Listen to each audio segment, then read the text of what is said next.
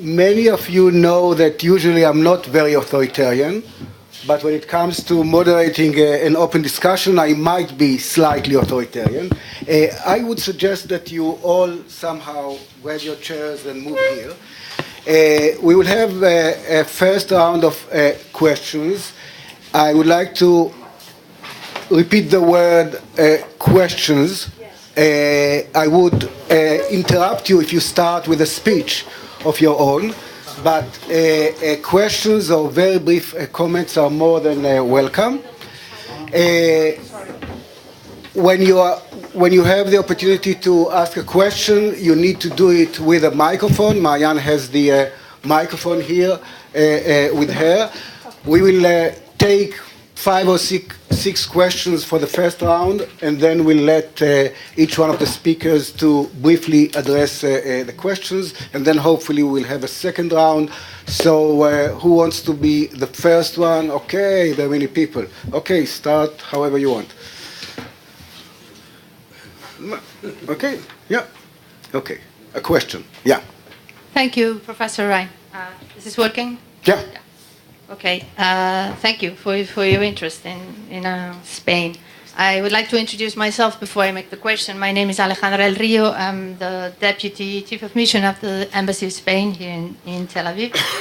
And I come from Santiago, I'm from a region in the northwest of Spain. Galicia. In Galicia, yeah. Exactly. Mm-hmm. Okay.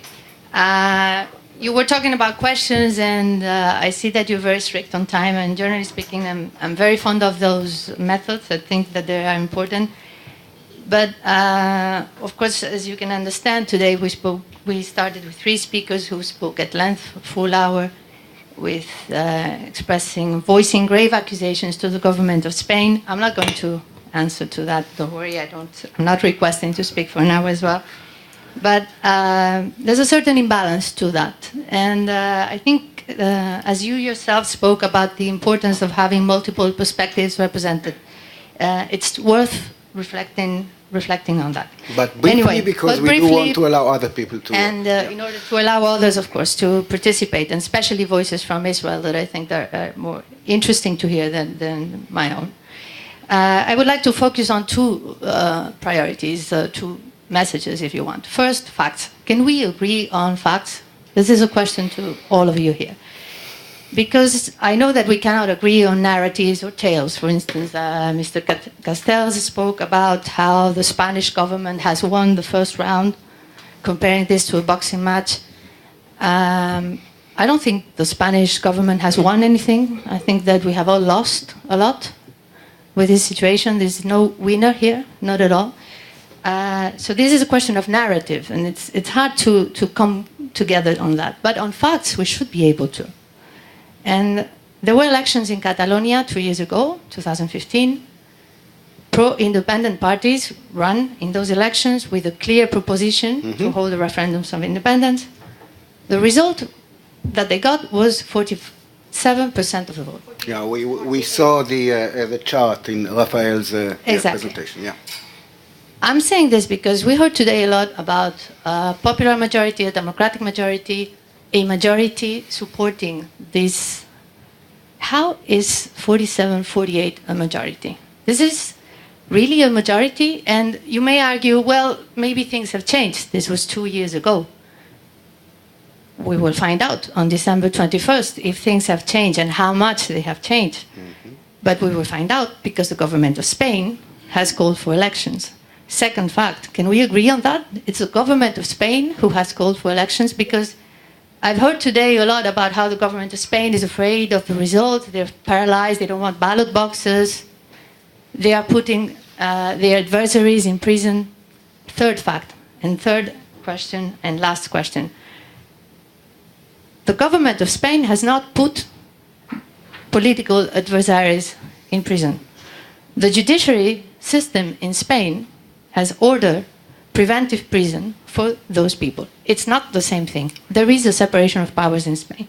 It's a simple fact, but I'm sure that many people, after a long hour of hearing things today, will walk away from this room thinking that there is a majority of people in Catalonia who support independence, that the elections are something that the government doesn't want to, and that the political leaders of independent parties have been put in jail by the government. These three things are not true. The very opposite is true. And I'm sorry, but just very quickly, there is not a majority of people who support independence in Catalonia today. The government of Spain has called for elections on December 21st. And finally, it's the Spanish judges and the judiciary system that has ordered prison in some cases for political independent leaders. Okay. And let me finish with a comment, because I think that you said also that since some people have gotten here for the first time, you've already achieved something. I agree with that. And I think that we have to find common ground, and that would also be an achievement for this seminary. And the first speaker in particular spoke about the admiration for Israel, and I think there is definite common ground on that. At least for the Spaniards who may or may not be in favor of independence, but the admiration for Israel is widespread in Spain. The only nuance that I would add is that when I think of the state of Israel, I think of the centuries-old struggle by persecuted people who suffered terrible, terrible persecutions and torture throughout the world. I think of the Holocaust. And frankly, considering all that, I have too much respect for all the suffering of the Jewish people to compare it to the situation in Catalonia today. Thank you. Okay, thank you, Alejandra. Just to make one thing clear, this is one of a series of events devoted to Catalonia, and yes, we are committed to present multiple perspectives along the various events that we will have here. I'm going to be harsher with the following people who ask, so make an effort. I want to allow as many people to participate in this discussion. Okay, Marianne, go ahead. You choose. Yeah. Good afternoon. My name is Gershon Zar from the veteran of the Israeli Foreign Service. I didn't hear enough. I'm going to be very brief. Good. Specific question concerning the relation between EU and Spain and Catalonia. We know that EU was founded on very strong national foundations basis, which included nation state, including its minorities as well. And there are very advanced other tendencies in the contemporary EU. Now, if in this ongoing dispute, the question is between Spain and let's call it Catalonia, this was taken into account because we know, and this is not theoretical, that we live in a global village, and the question, if you call it one way or another, of self-determination, even if it's modified, has the principle of self-determination is respected by acknowledgement of the global community, and in Spanish and Catalonian sense case, by the European Union as a global village. So if no approval by the European Union, in the end of the day, the problem remains. So if in this, and my question is to the learned academicians here, if in this ongoing dispute is taken into account also the end of the day, how it is going to be accepted or recognized by European Union, okay. While we know that in political terms the contemporary tendencies in European unions are not to accept secession within the European sphere. Okay. Thank you. Thank you. Okay, Marianne.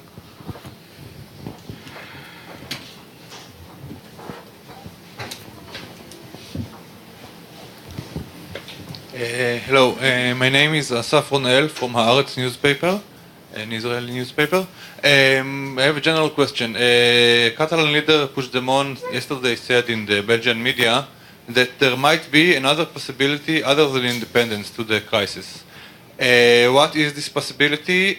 What can lead to that possibility? And what does that mean to the future of the independence movement of Catalonia? Asaf is a journalist. He knows to be brief. Okay, yeah.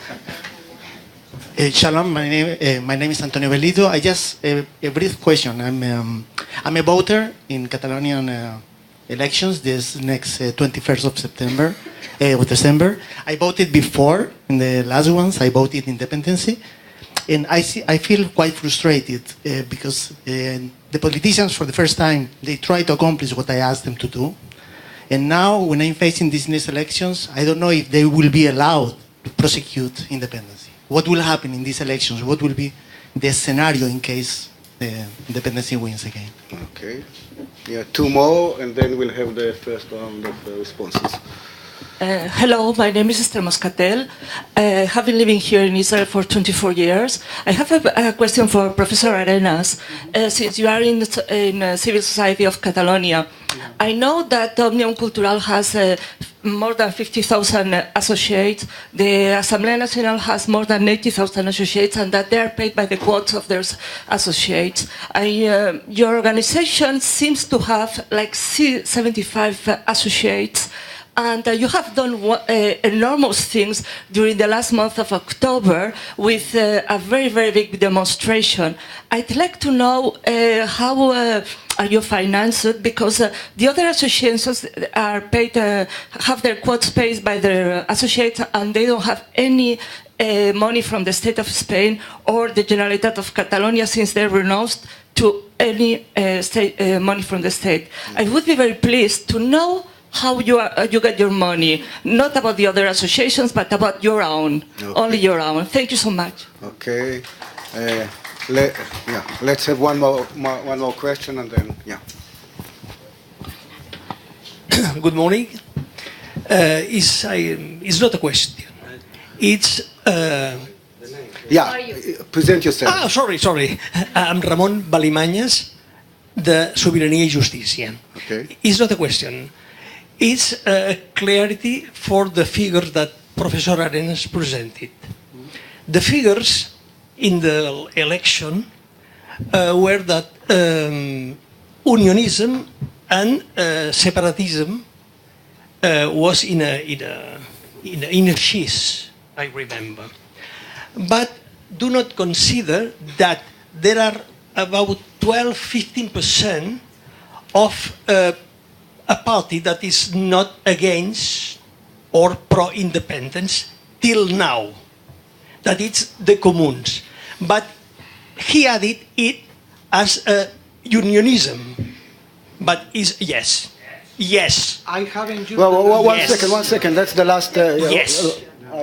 But the show here. will we ally to do this as will we ally to add it to the separatism? Because this group has been not decided yet how to pronounce in this moment. Okay, thank you very much. We do want to have a second round of comments and questions. I think it's no less important to have this discussion than the presentations themselves. So I do ask the presenters to be brief as well. We'll start from Antoni at the end and come back here. And in the second round, it will be the other way around to make sure that everybody is happy and nobody is discriminated. Yeah. Thank you very much, dear friend. Only 3 points. First point, facts. I tried to be exact with facts. I said, for the moment, secessionist parties represent a figure close but below 50%. I think that is exact. I use the same terminology that use the central banks to refer to the goal of inflation. You know, they say close but below 2%. Okay. What I say is 80% are for a referendum in which Catalonia could decide which kind of relationship we want to have with the state. This is the point. And in this point, there is a division in the Catalan society. Okay, but this is an unbalanced division, 80% for, 20% against. And in these demonstrations, it's true, there were impressive demonstrations, this pro-Spain, you can say, anti-secessionist demonstrations. But in these demonstrations, there were not only anti-secessionists. You forget, in this point, when you say Catalan nationalist, Catalan non-nationalist and Spanish nationalist. The problem in Spain has been always the Spanish non-nationalism, not the Catalan nationalism. For the centuries, the nationalism that in Spain has produced harmful has been the Spanish nationalism. And the point by which myself and maybe Alfred Tovias, were fed up from Spanish nationalism. This is the problem. That doesn't accept the diversity in Spain. And which is the reality? This is the second point. The reality is that in Spain there are some territories, especially Catalonia, the base country, that have a, you can say, aspiration for autonomy, for self-government, what you want. And the rest has a lower degree, a very, very much lower degree. And the Constitution doesn't accept that. And then the level of autonomy, self-government that one, the majority is imposed to the rest. This is the problem. Why don't accept that some regions in Spain, some territories, some nations, for me, deserve a different deal? This is like the problem has been resolved in the countries when this problem has appeared. Avoiding independence. Okay. For instance, Canada, for instance, Belgium, for instance, Scotland. Okay. And third point, very, very shortly, I excuse, but you were strict with my time there, then I will, Okay. if you accept. I accept. Only 2 minutes. The third point is very important, certainly, market integration. I share absolutely the point of Alfred Tovias. It's very important. Independence, which kind of deal without market integration, is very harmful for Catalan economy. Very, very harmful. Then this integration now is very important at the European level in capital integration. Capitals are absolutely integrated. Is relatively important in commodities, goods. Is relatively low in services at the European level and labor.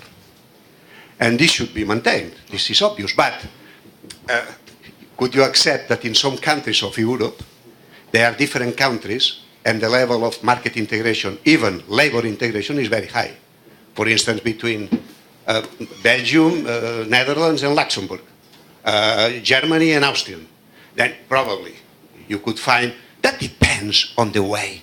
If this is a friendly way, a pacted way, then all the solutions are acceptable and could be a best for the parts, for all the parts. That depends. Okay. Alberto.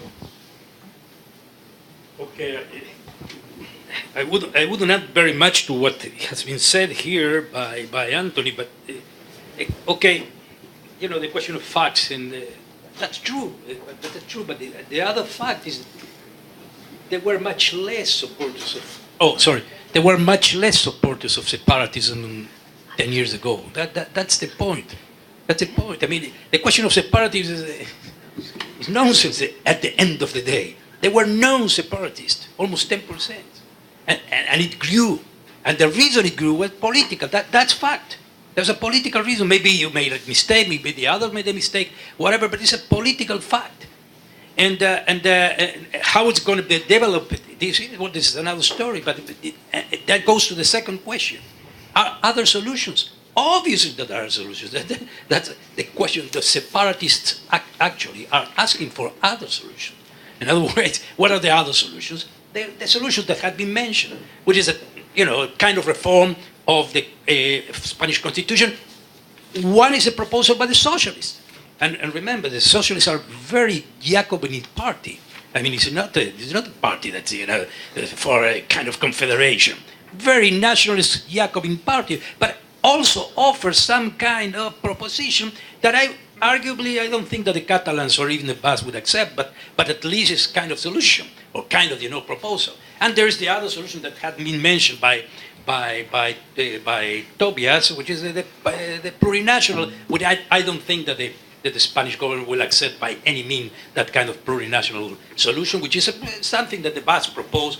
A lot of Catalans propose too. But basically, that is the debate. That's the real fact.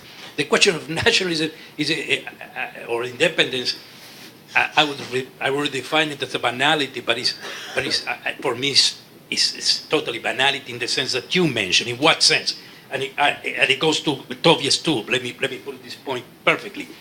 If it's agreement about that, nothing is going to change, absolutely nothing. The same people that live in Catalonia, which are Spanish, will keep living in Catalonia. The Catalans living in Spain. The frontier will be the same than Spanish and French frontier. Nobody understands actually when you pass from one side to the other what is the frontier about.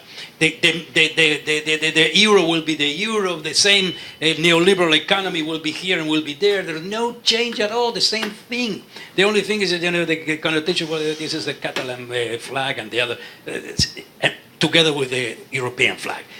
Basically, in Europe, that is the point. It says nothing is going to change. Be serious about that. If there is something, you can say pacted and, And if it stays like this, it's the same thing. Actually, believe me, this is a banality. This, at the end of the day, is kind of banality. Okay, Rafael. Yeah, thank you. I have, I think, two direct questions. The first one, I think that I didn't use the word unionism in all my presentation. It was your question that put the word unionism or unionist on the debate. About the figures I have used, I was talking about pro-independence parties. I was at Catalonia in 2015 following the campaign, and I remember the messages of the independentist parties and the independentist associations saying, if you want independence, you must vote Junts pel Sí and la CUP, or Junts pel Sí or la CUP. The Comuns was not a party considered pro-independence in the elections of 2015. When the election day finished, at the end of the day, one of the members of the CUP said, we have lost. But they have then a second thought, if we change the rules, then maybe we have won. We are going to consider the Comuns that are not in this band, that the sides were put by the nationalists, because from the point of view of the other parties, that was a regional election. Point. That was a regional election. And that means that the rest of the parties were not trying to discuss about election. The people who try to establish a decision about independence, a plebiscite on the regional election, they decided that the parties, it will be Junts pel Sí and la CUP. It was their decision. But I repeat, I didn't use the word unionism in my figures. The second one is about the founding of Societat Civil Catalana. I'm not going to talk about the others. There are public subventions to Omnium Cultural. It's easy to find. Well, I have here on the. Well, we are not going to discuss this. After that, I'm going to send to Raanan the documents that prove that. Taking about Societat Civil Catalana, we have no public money. My experiences when I was president of Societat Civil Catalana, it's more than a year that I'm not president and I'm not following these questions. When I'm following these questions, the money of Societat Civil Catalana was coming from people, private people, persons and companies that were very worried about what's happening. And if we consider what happened the first days of October, when thousands of companies fly from Catalonia, I think that the companies that gave to Societat Civil Catalana money because they were worried about the situation, I think that at that moment they would give Societat Civil Catalana much more money because the problem, it was real. And many of these companies and persons demand to us not to say that they are supporting Societat Civil Catalana, that I think that must be considered as a serious problem, that somebody could have a problem to recognize publicity that he was supporting an association that has, for example, the European citizen of year 2014 given by the European Parliament. So I think that we have nothing to hide, but there are people who didn't want to publicly say that he was supporting us. This was I think the two direct questions addressed to me. Yeah. I agree with the point, very briefly, I agree with the point of the European Union. I think that we need a whole seminar about that point, because I think that the solution, not only for the Catalan problem, but for many problems in Europe, is European Union. I agree. But maybe for the next time. Yeah. Alfred. I will try to be briefly and address some of the question. Your question. Take a couple, that's it. What? Take a couple of the questions. And, Why?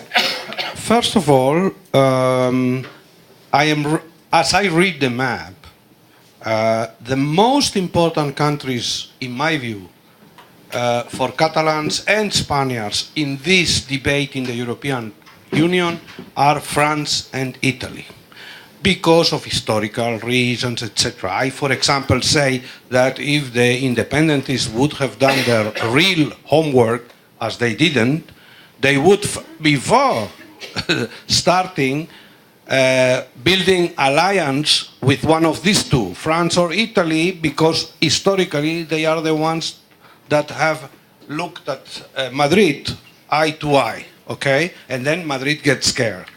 But clearly, this is a non-starter, because if there is a centralist state in Europe more than Spain, it is France. So France is in a coalition, say, with Madrid about this matter of secession, above other things. But Italy as well. And if, in terms of the independentists, salvation is going to come for them in terms of backing, it could come from Germany. Although Germany will be hesitant as well, because they have Bavarian, and Baviera could start asking for more. So that my analysis is that, yes, it will be a problem for the European Union, but the European Union will make supreme efforts led by their large countries, which are the ones who count, not to open the Pandora box. Of course, Slovenia or the Baltic countries, for example, might help Catalonia in saying, well, we have the same problems with the Russians, so, but I think it will not wash. Okay, so that's my answer. The second one is the one asked here, which seems to me the answer is obvious. Are there other forms than independence for Catalonia? Or what Puigdemont said, well, maybe there are other solutions. Of course they are. Of course they are. That's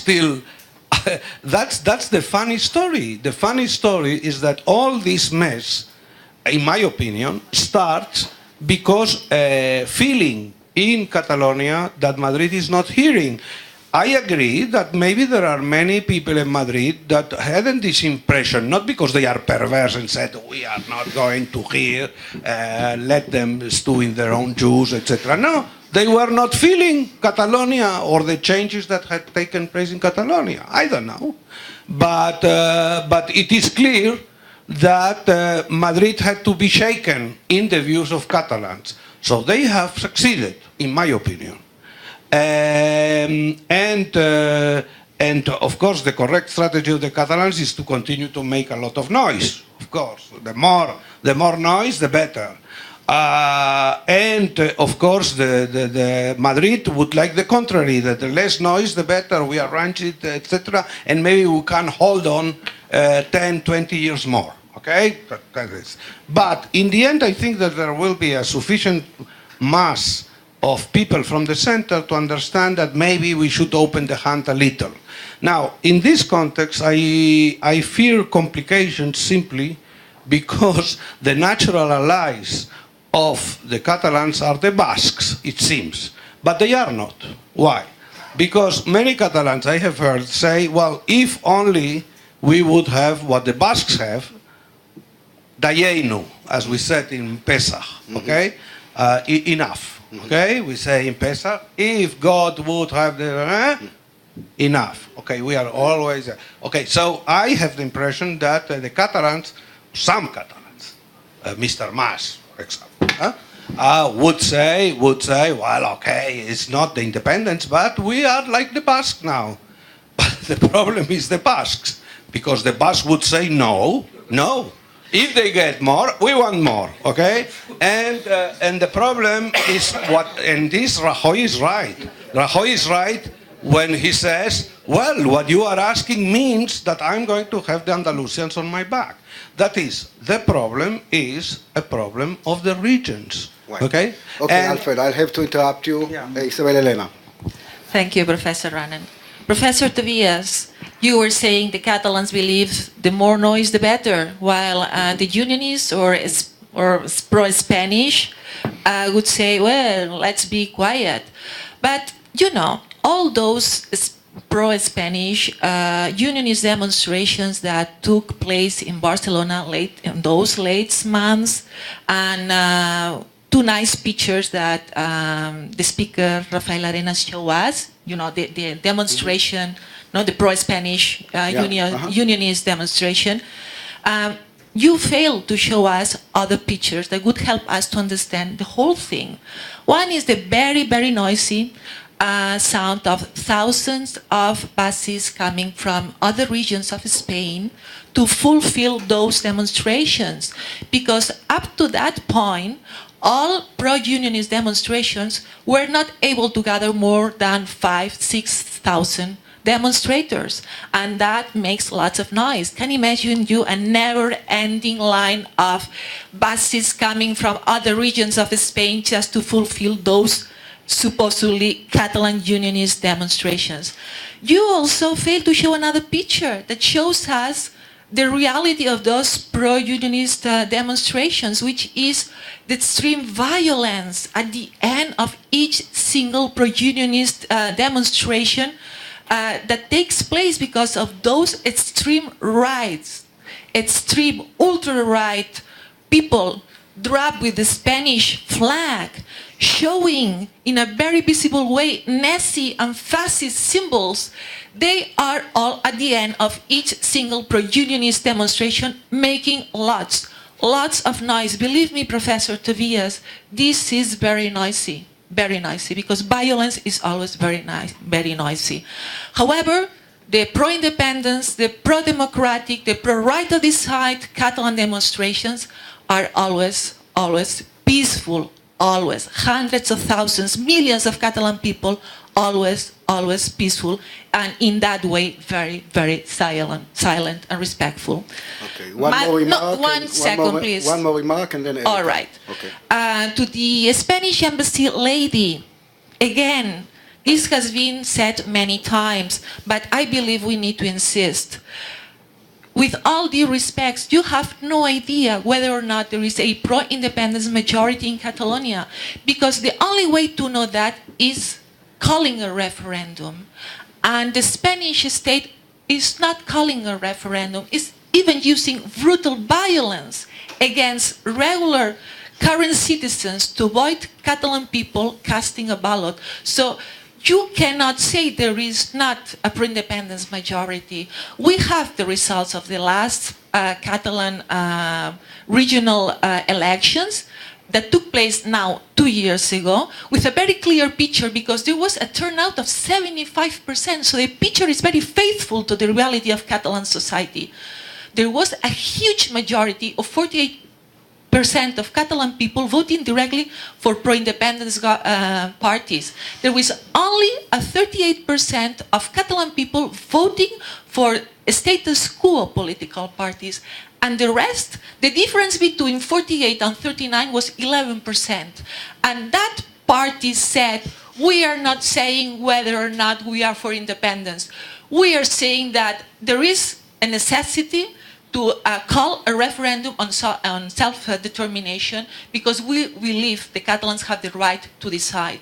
And we know for sure, because opinion polls show us, that many people of that 11% that cast that ballot for that party, they say that in a referendum on independence, they would say yes. And you need to add that to the 48% of Catalan people that voted directly for pro-independence parties. Okay. I'll tell you, I'm finishing. I'm Okay. finishing my Mm-hmm. argument, sorry, Okay. Professor. Mm-hmm. But let me tell you something. The opinion polls also say that at least 10% of socialist voters, Catalan socialist voters, say that if they are called to a pro-independence or to an independence referendum, they will say yes. So opinion polls suggest that there is a very clear majority in Catalan society for independence. Okay, Erika.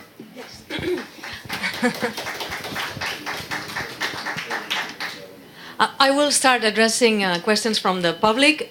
We were asked about some statements that President Puigdemont made to the idea that Catalans may accept something short of independence. Let's test it at the ballot box. Whatever deal or special deal that ends up being the law in Catalonia needs to be tested. Same goes for the Confederation. But the problem in Spain is that the minimum deal that Catalans are ready to accept is much more than Spaniards are ready to accept. Professor Tovias talked about the Swiss Confederation. That would be so beautiful. But that's not the direction the Spanish public is going. The trend is towards more recentralization. Another question talked about recognition in Europe for Catalan self-determination. Europe is very pragmatic. It adapts to everything. It adapted to France's empty chair politics decades ago. It's adapting to Brexit. It adapted to Kosovo. Kosovo, which is not recognized by our dear state Spain, too fearful of internal implications. Kosovo enjoys a treaty of association with the EU and is not recognized by Spain.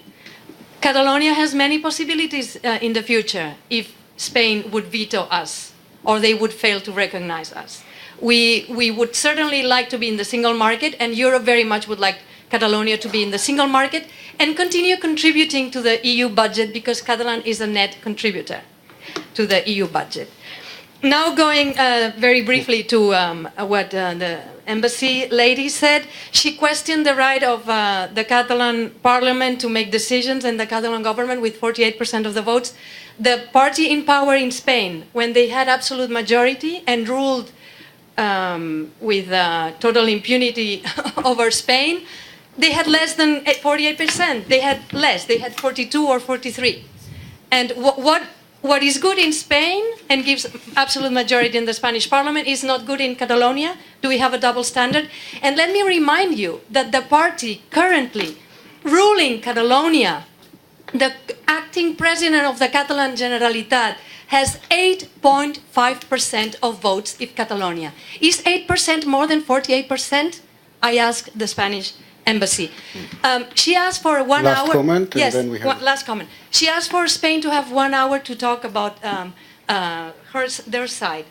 We also heard Mr. Arenas. We didn't hear any single reason to seduce Catalans to stay in. Their only argument is the law, whatever Catalans do is illegal. We are the law, we dictate the law, we control the judiciary. Spain is at the bottom of the European charge of judicial independence. There are reports of the Justice Commissioner.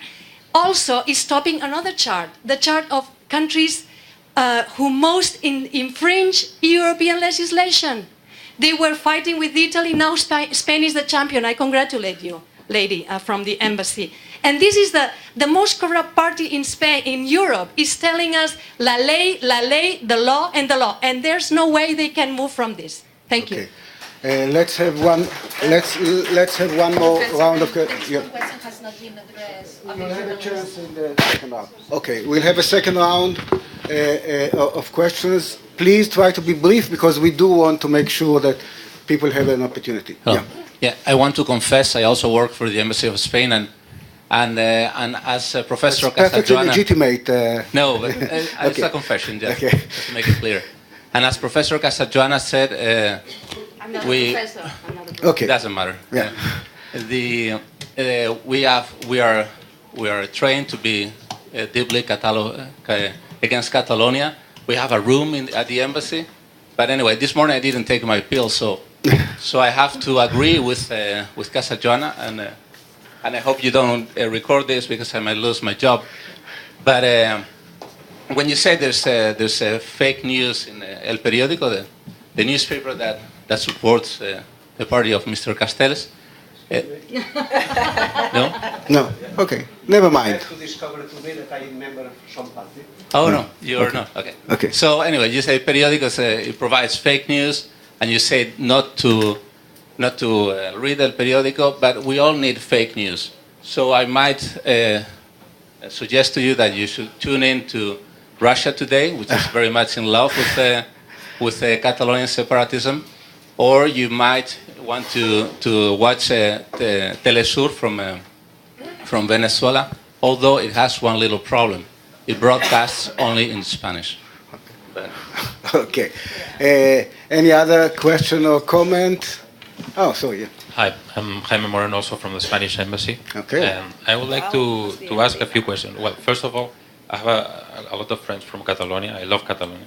And I really feel that this seminar is unbalanced because 5 out of 6 speakers are pro-independence, and that's not the reality of Catalonia. I'm not sure whether I agree with you on that, but that's okay. Yeah, but okay. It's unbalanced. I think this seminar is unbalanced.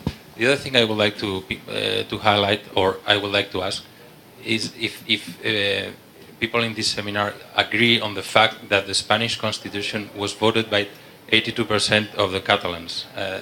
Is it true or is it false? And the other thing is the Spanish Constitution similar to the fundamental law of Germany, which is one of the most advanced in the world? Do we respect in Spain the rule of law? Are judges independent? Because I think they are. So I studied law in Spain and in France, in Madrid and the Sorbonne, and I think that our system of law is very similar to the French one also, because it comes from the Napoleon Code.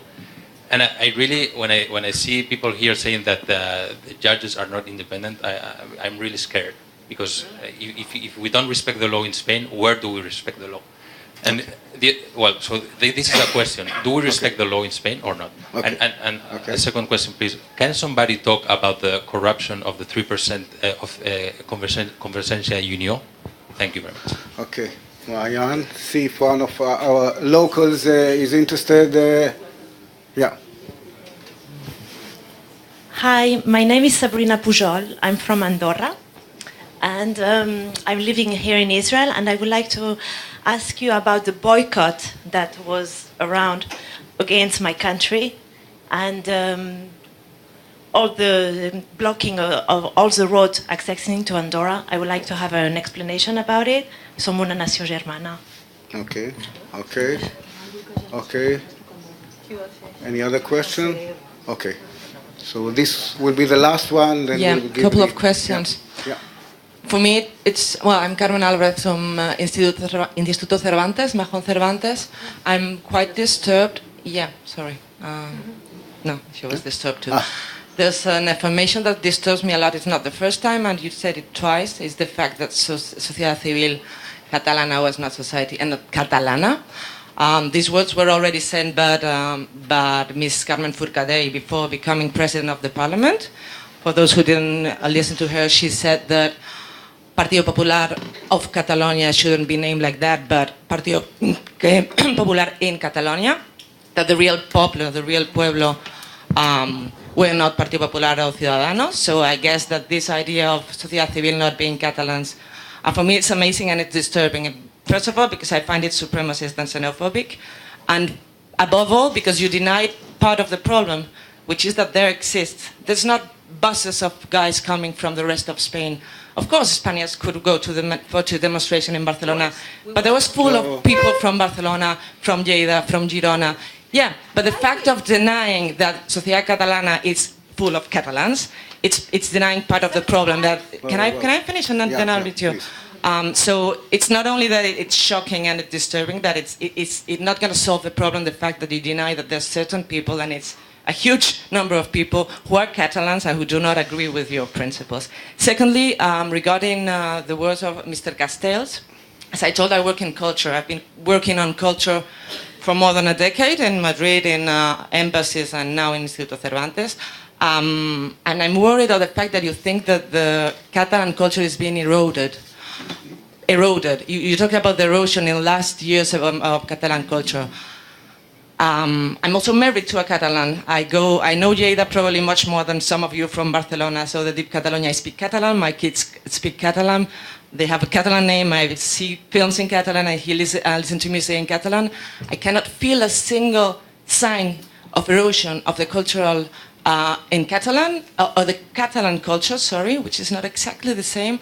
Not only that, but I've been myself, through my work, promoting Catalan culture through Cervantes, through the embassies in the exterior, through LACI, the Agency of Race of Cultures. We do promote events in Catalan about Catalan artists, literates, professors. So I find it shocking that you have a slight sign of Catalan culture not being promoted or being eroded, which is quite grave. Thank you very much. Thank you, Carmen. Okay.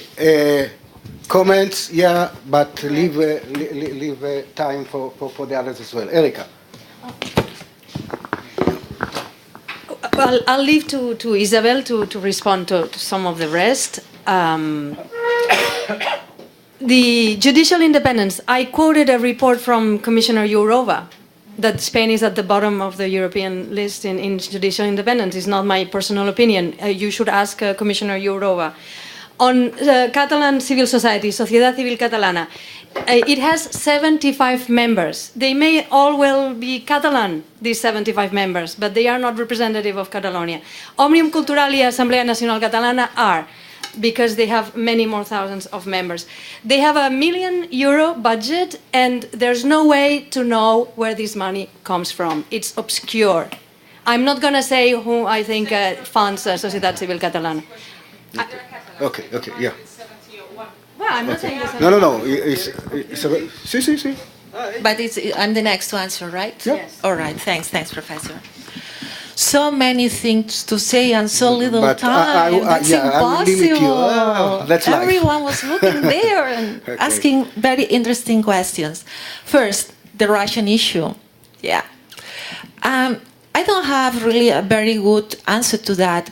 The best answer comes from a recent piece of news at The Times. This is not a pro-independence Catalan newspaper, as you already know. It's a very important, serious, recognized, global newspaper in the UK.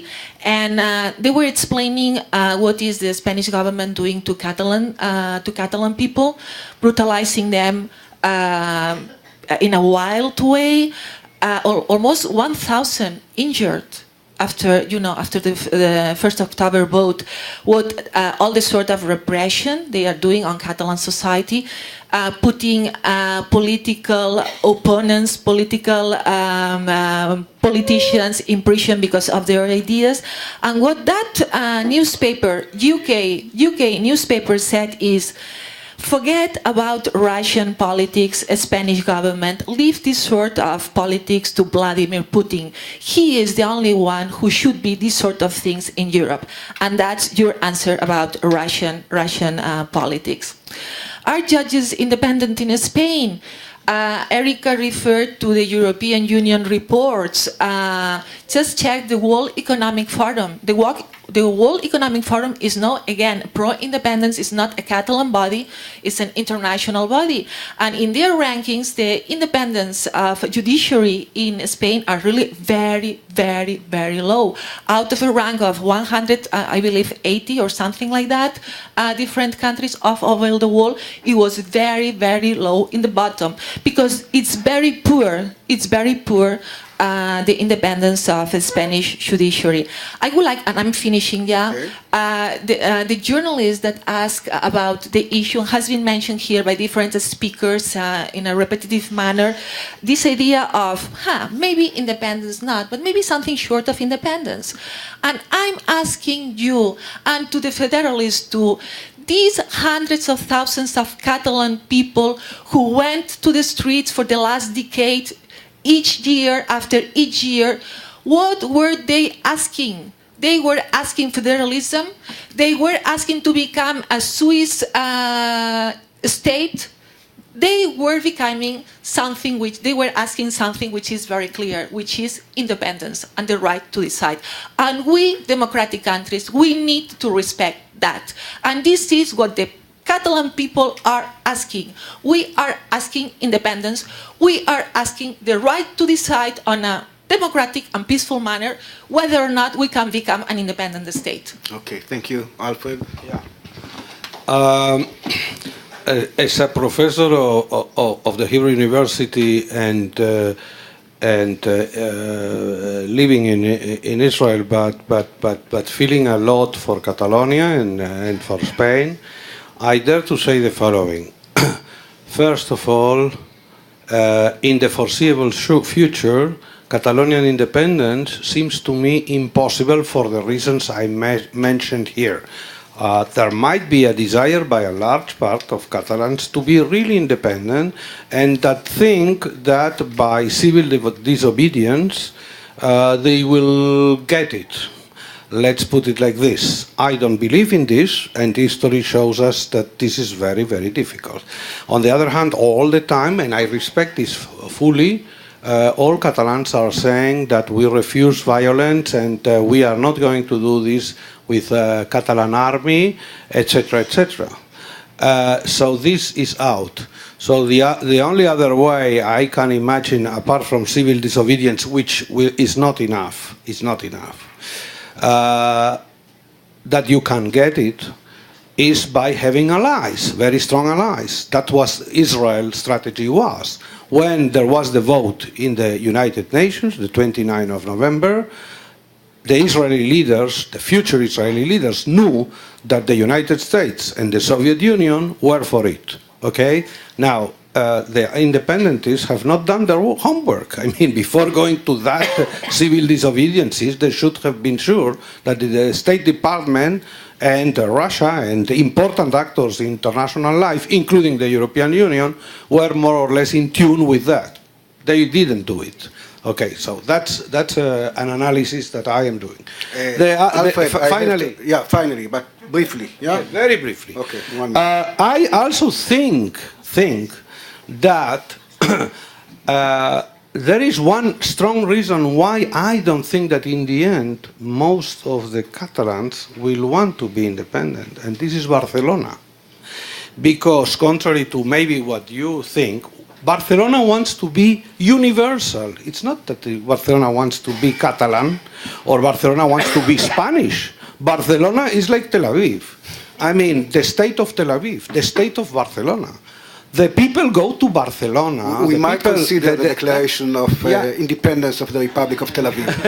The tourists, that mass of tourists, Israeli tourists that go to Barcelona, unfortunately or fortunately, I don't know, they don't see Catalonia. When they go there, they come back and they when you speak about Catalonia, they don't know what is Catalonia. They like the diversity of Barcelona. They like a universal town, the Ramblas, they like this. Well, I am not saying that the future should be determined by what the tourists say, but what I mean by that is that I have a doubt really that Barcelona, and Colau is the good example of what I am saying. She's wavering all the time because she reflects an ambivalence of the Barcelonians, the key Barcelonians, with their enterprises. I mean, people are horrified. These people in Barcelona must be horrified that 2,400 firms have left.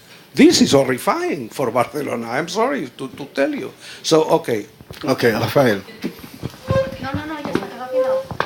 Yeah. Sí. Okay, Rafael. Sí. Well, I'm almost surprised, that Societat Civil Catalana is disturbing so many people. I understand that in 2014, when Societat Civil Catalana started to act in public, the public speech from the nationalist side was that Catalonia was only one people.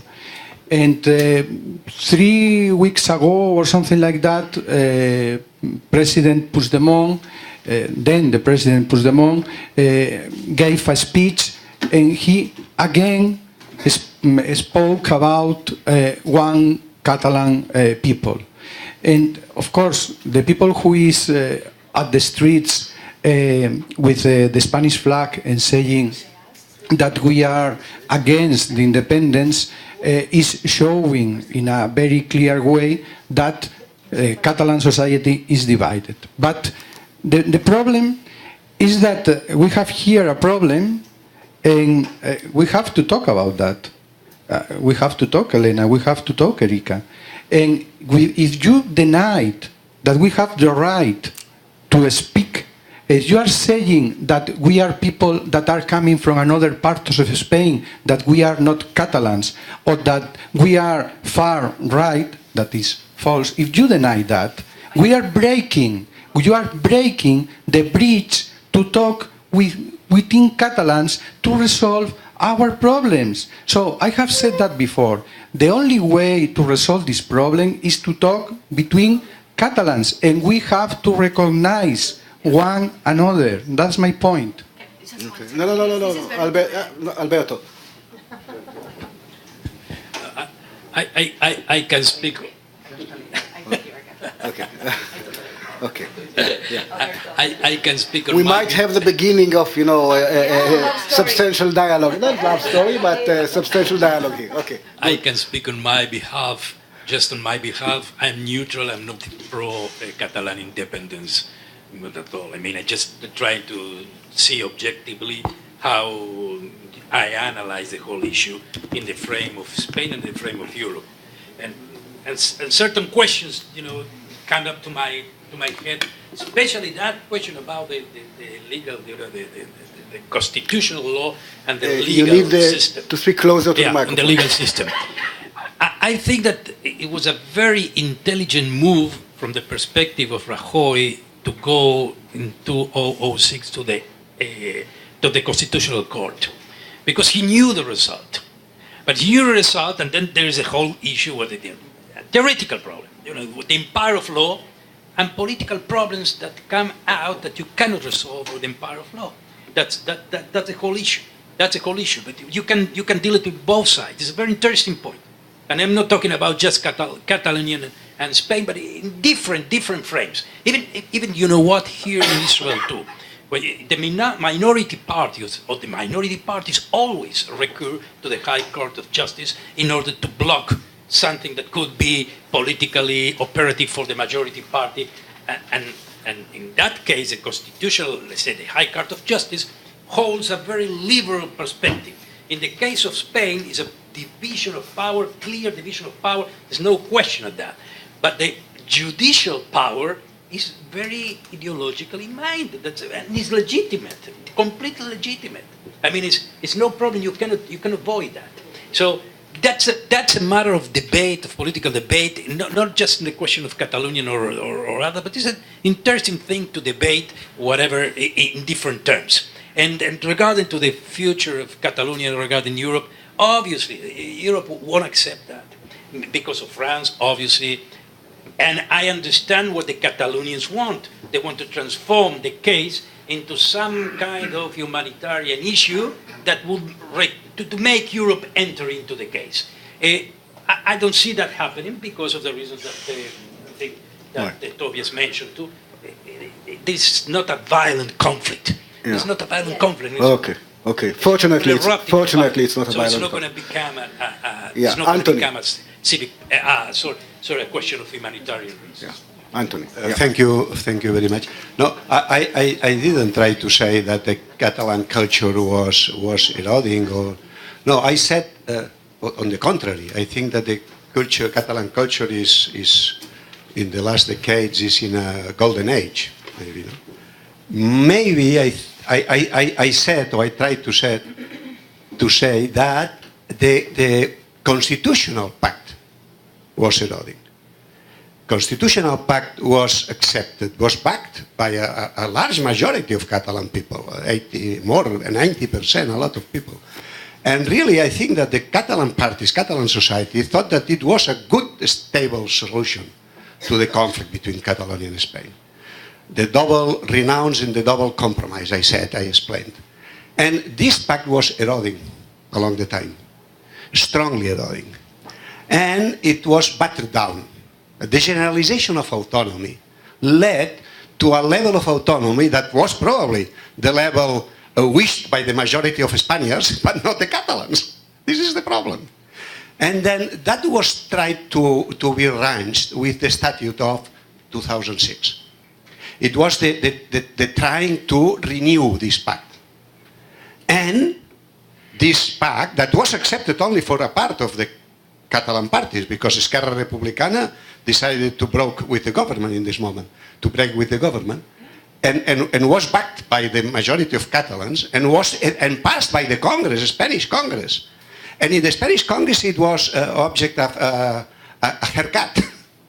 And then it was refused by the Popular Party that used tactical banality, you said, for with this question, and finally it was suppressed by, it was strongly reduced. Say yes, and then the problem is that the legal text is there, but the political path broke. This is the problem, and one of the parts, because the pact doesn't exist if one of the parts don't accept it. And the Constitution wants that the statute is pacted. Without pact, there is not statute. And this is the problem now in Catalonia since the year 2010. We don't have rules of the game. The Constitution, the statute, that is the result of the application of Constitution, is not anymore accepted by a large majority of Catalans. This is the problem. Then you said, 80% backed, yes, in the year 78. But now why 90%, 80% of Catalans refuse this constitution? This is the problem. Right. And then the immediate problem is that the rules of the game, you have a legal text. It should be respected in my mind. But you don't have pact, political pact. Right. This is the problem. Okay, thank you so much. Look, I received several text messages and emails during the past 3 hours, some complaining that I gave too much space to some of the speakers, others complaining that I gave too much space or time to other speakers. So I think that we managed more or less well. I would like to thank all the speakers. I think it was a provocative and fascinating discussion. I think that we all benefited from it. You are welcome to come, all of you, and bug them with other questions, but there's another event taking place here in a few minutes, and some of us have other obligations. Thank you so much for being here.